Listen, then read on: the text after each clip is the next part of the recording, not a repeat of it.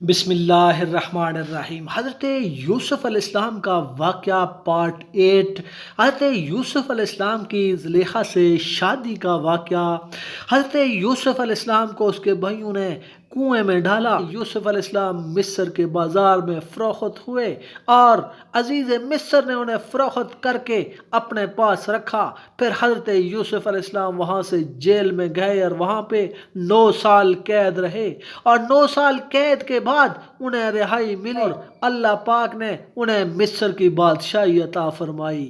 حضرت یوسف علیہ السلام کی زلیخا سے نکاح کا یہ واقعہ جاننے کے لیے اس ویڈیو کو آخر تک ضرور دیکھیں۔ ایک دن حضرت یوسف علیہ السلام سوار ہو کر سیر کرتے ہوئے مرضی الہی سے اس راستے سے نہ گزرے جس راستے پر زلیخا تھی۔ لوڈیوں نے ان کو دیکھ کر زلیخا کو جا کر خبر دی کہ اے زلیخا، آج یوسف علیہ السلام یہاں آئے ہوئے ہیں۔ یہ سنتے ہی زلیخا بے تحاشا دوڑی ہوئی آئیں اور حضرت یوسف علیہ السلام کو پکارنے لگیں اور فرمایا کہ تو ٹھہر جا اور اس ضعیفہ کا کچھ حال تو ذرا سن لے۔ حضرت یوسف علیہ السلام نے یہ سن کر فوراً اپنا گھوڑا وہیں روک لیا اور بولے کہ اے زلیخا، یہ تو نے کیا حال بنایا ہوا ہے؟ تیرا کیا حال ہے؟ وہ حسن و جمال اور خوبی تیری کدھر گئی؟ تو زلیخا بولی، تیرے عشق نے مجھے برباد کر دیا۔ اس کے جواب میں حضرت یوسف علیہ السلام نے فرمایا کہ ابھی تک وہی تیرا عشق موجود ہے۔ بولی کہ ہاتھ کا چابک میرے منہ کے پاس لا کر ذرا دیکھ۔ حضرت یوسف علیہ السلام نے اپنا ہاتھ دراز کیا اور زلیخا نے ایک ایسی آتشی دل سوزاں سے چھوڑی کہ اس سے حضرت کا چابک جو ہاتھ میں تھا گرم ہو گیا، اور تپش کے مارے حضرت یوسف علیہ السلام نے اس چابک کو اپنے ہاتھ سے زمین پر چھوڑ دیا۔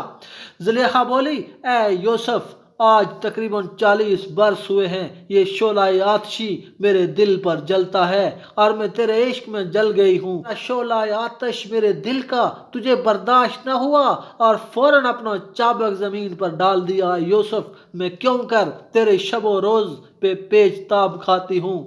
حضرت یوسف علیہ السلام رحم کھا کر زلیخا کا یہ حال دیکھ کر اپنے گھوڑے سے اتر پڑے، وہی زمین پر بیٹھ کر بولے کہ اے زلیخا، تو میرے اللہ پر ایمان لیا۔ یہ کہتے ہی زلیخا فوراً مشرف با اسلام ہوئی۔ پھر حضرت یوسف علیہ السلام نے فرمایا، زلیخا بتا کیا مانگتی ہے؟ وہ بولی، اے یوسف، خدا کے دربار میں میرے لیے دعا کریں کہ وہی حسن و جمال، وہی جوانی اور بینائی اللہ تعالیٰ مجھ کو عطا کرے تو باقی عمر میں تیری خدمت میں صرف کروں اور اپنے خدا کی عبادت میں مصروف رہوں۔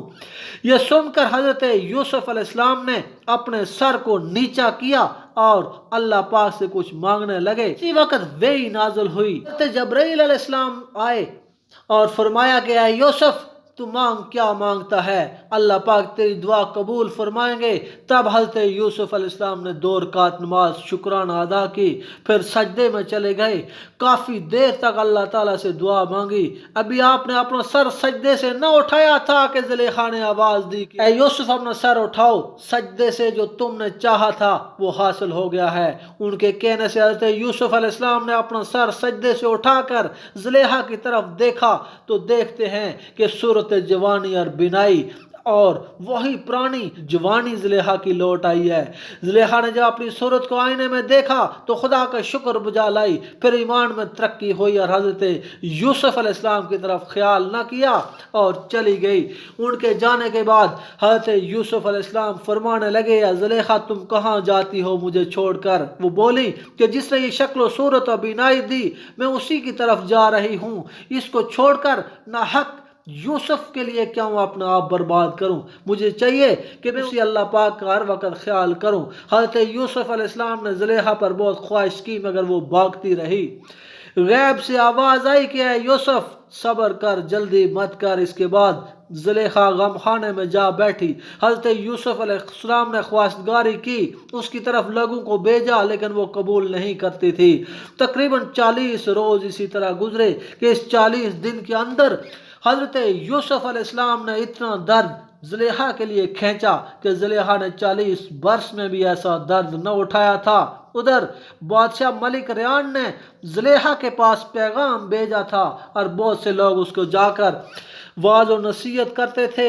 اس نے چند روز کے بعد نکاح قبول کر لیا اور روایات میں آتا ہے کہ زلیخا بالکل دوشیزہ اور باکرا بن گئی تھی، بالکل کنواری لڑکیوں کی طرح اللہ پاک نے اسے جوان کر دیا تھا۔ دوسری روایات میں آتا ہے کہ خدا تعالیٰ نے حضرت یوسف علیہ السلام کے لیے زلیخا کو محفوظ رکھا تھا، اس لیے ایک شیطان آ کر اللہ کے حکم سے عزیز مصر اور زلیخا کے درمیان سو رہتا تھا، اور عزیز مصر کو یہی معلوم ہوتا تھا کہ یہ زلیخا ہے۔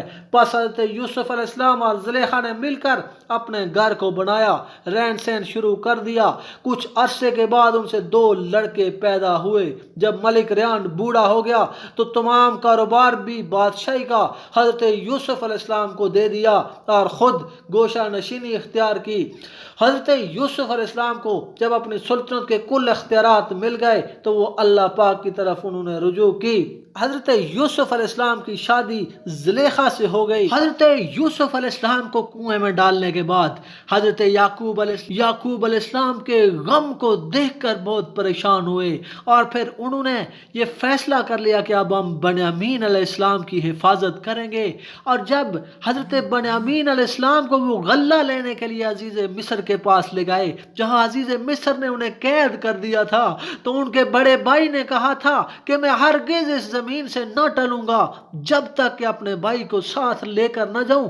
اللہ پاک نے قرآن پاک میں سورہ یوسف آیت نمبر 80 میں ارشاد فرمایا، فَلَمَّا اسْتَيْأَسُوا مِنْهُ خَلَصُوا نَجِيًّا قال قبيرهم ألم تعلموا أن أباكم قد أخذ عليكم موثقا من الله ومن قبل ما فرطتم في يوسف فلن أبرح الأرض حتى يأذن لي أبي أو يحكم الله لي وهو خير الحاكمين۔ ترجمہ: پھر جب اس سے نا امید ہوئے الگ جا کر سرگوشی کرنے لگے، ان کا بڑا بھائی بولا، کیا تمہیں خبر نہیں کہ تمہارے باپ نے تم سے اللہ تعالیٰ کا عہد لے لیا تھا، اور اس سے پہلے یوسف کے حق میں تم نے کیسی تقصیر کی؟ تو میں یہاں سے نہ ٹلوں گا یہاں تک کہ میرے باپ اجازت دیں یا اللہ تعالیٰ مجھے حکم فرمائے، اور اس کا حکم سب سے بہتر ہے۔